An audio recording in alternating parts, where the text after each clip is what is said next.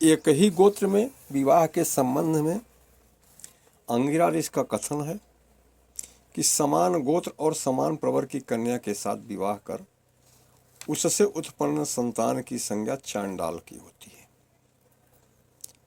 आपस्तंभ का कथन है, यम स्मृति के अनुसार 3 प्रकार की संतानों को चंडाल की श्रेणी में गिनाया गया है।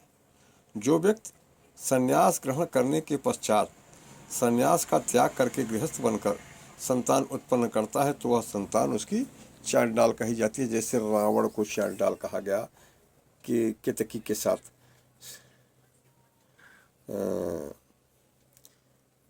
रावण की माता ने जब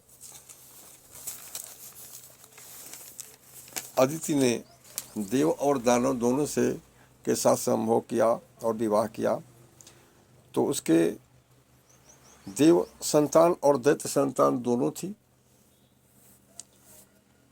इसी प्रकार चांडाल संन्यास ग्रहण करने के पश्चात जो संतान उत्पन्न होती है वह चांडाल कही जाती है। ब्राह्मण से शुद्ध द्वारा उत्पन्न संतान चांडाल होती है।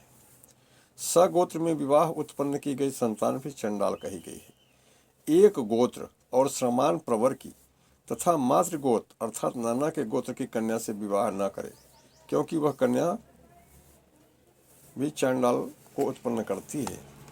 एक घर में एक साथ 2 शुभ कार्य करने हेतु व्यवस्था नहीं है। एक परिवार की 2 कन्याओं का विवाह एक घर में नहीं करना चाहिए। अपने कुल में 3 पुरुष पीढ़ी के भीतर पुत्र के विवाह के पश्चात 6 मास तक कन्या का विवाह नहीं करना चाहिए। एक वर को 2 सहोदरी कन्याएं नहीं देनी चाहिए। 2 सहोदर भाइयों या बहनों का विवाह 6 मास के भीतर नहीं करना चाहिए। एक माता से उत्पन्न पुत्र और कन्या का एक दिन में समान क्रिया न करे अर्थात वर्ष भेद में करे तो दोष नहीं है। पुत्र के विवाह के पश्चात 3 ऋतुमास 6 मास तक पुत्री का विवाह न करे तो दोष नहीं होता।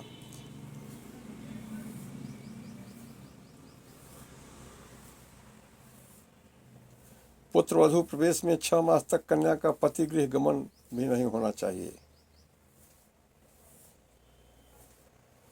एक घर में एक साथ 2 शुभ कार्य करने की व्यवस्था, सहोदर का समान संस्कार यानी 2 बच्चों का बरुआ या 2 लड़कियों का एक साथ विवाह नहीं करना चाहिए। अत्यंत संकट में एक दिन में कर्ता के भेद से या मंडप भेद से करना हो सकता है। विवाह निश्चयोपरांत मरणाशौच होने पर विवाह समय निर्धारण। एक साथ 3 मंगल कार्य करने हेतु व्यवस्था। एक उदर से उत्पन्न 3 संतानों, 3 सहोदर का अग्नि कार्य शुभ कार्य अर्थात विवाहोपनयन उपनयन आदि नहीं करना चाहिए।